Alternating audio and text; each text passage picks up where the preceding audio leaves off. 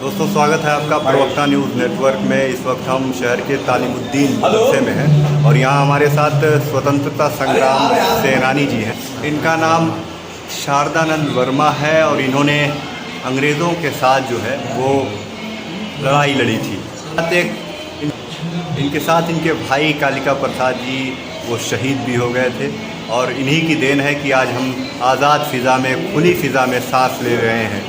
तो इन लोगों का बहुत बड़ा एहसान है इस मुल्क पर। और तालिमुद्दीन, शहर के तालिमुद्दीन मदरसा में है इस वक्त, और ये पहली बार ऐसा देखने में आ रहा है कि किसी स्वतंत्रता संग्राम सेनानी को मदरसे में सम्मानित किया जा रहा है। ये बहुत ही बड़ी वानगी है और ये बड़ी खुशखबरी है उन लोगों के लिए जो इस तरह की चीज़ों को देखना पसंद करते हैं, और उन लोगों के लिए करारा तमाचा भी है जो कहते हैं कि मदरसों में राष्ट्रगीत नहीं होता और न ही उन्हें किसी राष्ट्र के जो भक्त हैं उनसे कुछ लेना देना है। तो हमारे साथ इनके पौत्र हैं, हम उनसे कुछ बातचीत करेंगे। चूँकि सेनानी जी कुछ बोल नहीं पाते हैं तो हम इनसे जानना चाहेंगे कि जी क्या नाम है आपका? जी, मेरा नाम आयुष्मान वर्मा है और मैं इलाहाबाद यूनिवर्सिटी का छात्र हूँ। क्या लग रहा है, आज पहली बार आप आए हैं तालिमुद्दीन मदरसे में, किस उपलक्ष्य में ये?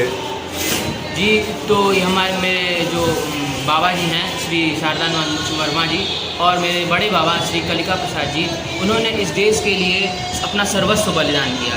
उसी को आज हम याद करने के लिए, उन्हें श्रद्धा सुमन अर्पित करने के लिए इस मदरसे में आज हम उपस्थित हुए। हाँ, क्या महसूस कर रहे हैं आज? वैसे तो मैं बहुत गौरवान्वित महसूस करता हूँ क्योंकि मैं उस रक्त परंपरा से आता हूँ जिसने अपने भारत की आज़ादी के लिए अपना सर्वस्व बलिदान कर दिया, इसलिए मैं गौरवान्वित महसूस करता हूँ। अच्छा, आपके पूर्वजों ने इस देश को आज़ादी दिलाने में योगदान दिया है। इस वक्त आप इस मुल्क को कहाँ देख रहे हैं? मैं इस वक्त अपने देश को, क्योंकि मैं इलाहाबाद विश्वविद्यालय का छात्र हूँ और छात्र राजनीति का एक सक्रिय छात्र राजनीति में सक्रिय भी रहा हूँ, तो इस वजह से मैं ये कह सकता हूँ कि जो हमारा देश है, बस अगर हम कुछ अराजक तत्वों को अगर हटा दें देश से, तो हमारा देश आज भी बिल्कुल वैसा ही है। चाहे वो किसी भी धर्म से जुड़े हों, चाहे वो हिंदू हों चाहे मुसलमान। आज अगर मुसलमान करता है, चाहे हिंदू करता है, तो हमें इसे बिल्कुल बाइकआउट करना चाहिए। हमें सिर्फ भारत की बात करनी चाहिए, क्योंकि भारत ही वह जड़ है, भारत ही है जहाँ पे हमारा जन्म हुआ, और भारत की ज़मीन में हम जमींदोज हो जाएंगे। तो इसीलिए हमें सिर्फ भारत करना चाहिए, और ऐसे सांप्रदायिक लोगों से, ऐसे जो तुष्टिकरण की राजनीति करने वाले लोग हैं, इनसे हमें बिल्कुल दूरी बनाकर रखनी चाहिए। मदरसों पे तमाम तरह के आरोप लगाए जाते हैं, उनको क्या कहेंगे, क्योंकि आज आपको सम्मानित किया गया है मदरसे द्वारा? और मैं मदरसों को, मेरी धारणा इससे बिल्कुल विपरीत है, क्योंकि ये मेरे लिए ऐसा कोई नया नहीं। इससे पहले भी मैं जो शाही कटरा में मदरसा है, वहाँ पर भी बाबा जी को सम्मानित किया जा चुका है। मैंने भी उस गर्व को अनुभव किया था। तो ऐसे लोगों को याद रखना चाहिए। उन्हें APJ अब्दुल कलाम याद होने चाहिए, मिसाइल मैन याद होने चाहिए, उन्हें याद होना चाहिए, हमारे बिस्मिल साहब उन्हें याद होने चाहिए। हमें तो हाँ, उन्हें हमारे क्रांतिकारियों को याद करना चाहिए। अशफाकुल्लाह खान याद होने चाहिए, काकोरी कांड में वो उन्हें फांसी की सजा हुई थी, तो उन्हें याद रखना चाहिए। और ऐसी बातें करने से पहले उन्हें सोचना चाहिए कि हम किन लोगों को अलग करने की बात कर रहे हैं। जिन्होंने साथ मिलकर आज़ादी ली, हम उन्हें अलग करने की बात कर रहे हैं, तो ये बिल्कुल कोरी बकवास है और हमें ऐसी राजनीति में नहीं पड़ना चाहिए। मुल्क में एक ताकत है जो इस वक्त चाहती है कि हिंदू मुस्लिम एकता न रहे, उनके लिए क्या संदेश है? देखिए, मेरा ये धारणा है कि आज़ादी के बाद से ही कुछ राजनीतिक पार्टियां अपने तुष्टीकरण के लिए हमेशा से हिंदू मुस्लिम को बांटती आई हैं, क्योंकि अगर वैसा नहीं करेंगी तो फिर वो इस हिंदू मुस्लिम की चिता पर किस प्रकार अपनी राजनीतिक रोटियां सेक पाएंगी।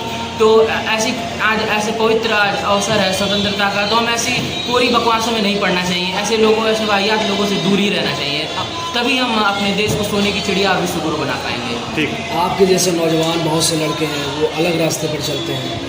आप अपने बाबा को देख करके क्या सीखते हैं और उनको क्या मैसेज देंगे? मेरा पूरा बचपन बीत गया अपने पूर्वजों की वीर गाथाएँ सुनते हुए। तो मेरा ये मानना है कि उन नौजवानों को भी ये देखना चाहिए, सीखना चाहिए कि अगर आज भारत गुलाम होता तो क्या वो ये सब काम कर पाते? नहीं कर पाते। हमें आज़ादी मिली, तब उसके बाद हम आज खुली हवा में सांस ले पा रहे हैं। तो अपनी आज़ादी का भी दुरुपयोग ना करें, क्योंकि आज देख लीजिए बांग्लादेश में, पाकिस्तान, ऐसे दुनिया में तमाम तरह की तानाशाही ऐसे देशों में जहाँ तानाशाही है, वहाँ के लोगों का जीवन बिल्कुल नर्क से भी दुष्कर है। तो हमें ऐसा सोचना चाहिए कि हमें जब आज़ादी मिली, इतने 7 लाख से अधिक वीर वीरांगनाओं ने अपने प्राणों की आहुति दे दी, तो हमें उस आज़ादी की वैल्यू को समझना चाहिए और नेक काम पर आगे बढ़ना चाहिए, अपने देश के विकास के लिए आगे बढ़ना चाहिए। ठीक, थैंक यू। साल में आता है और उसको बहुत उल्लास के साथ मनाते हैं। और खासतौर पर हमारे मैदानी के छोटे छोटे बच्चे भी जो है आपको नज़र आते होंगे तमाम गिरलियों पर, इधर उधर सड़कों पर, मतलब बहुत ही खुशी के साथ और अपने त्यौहार से जो अपना त्यौहार खास है उससे भी बढ़ करके बनाते हैं इसको। और मतलब हमको आज बहुत बड़ी खुशी हो रही है कि हमारे बीच एक स्वतंत्रता सेनानी आए हुए हैं, उनके बीच में उन्होंने झंडा फहराया और उनके बीच में तमाम कार्यक्रम चल रहा है। इससे ये एक बहुत बड़ी हमेशा के लिए जो है हम लोग नहीं भी रहेंगे तब भी उनका एक ये जो है यादगार बाकी रहेगा। जी जी राष्ट्रगीत और राष्ट्रगान भी गाया गया है। बिल्कुल गाया गया है। आप तो यहाँ मौजूद हैं, आपने रिकॉर्ड भी किया है और क्यों हमसे पूछ रहे हैं? आपको तो अपने से समझना चाहिए, लेकिन फिर भी आपको रिकॉर्ड बनाना है, इसलिए मैं बता रहा हूँ बिल्कुल होता है और बार होता है। पहली बार जनपद में देखा गया है कि स्वतंत्रता संग्राम सेनानी को सम्मानित किया गया है पहली बार। हाँ, मेरी उम्र में तो ये पहली बार हुआ है। मेरी भी उम्र 74 साल हो गई है, लेकिन अभी तक जो है मैं यहाँ करीब 25-30 साल से जो है मेंबर रहा, फिर उसके बाद सदस्य हुआ, लेकिन अभी तक तो कुछ ही नहीं है। लेकिन अब मिल करके इनसे तो बड़ी खुशी हुई। मैंने यही उनसे पूछा कि भाई तब में और अब में आपको क्या फर्क लग रहा है?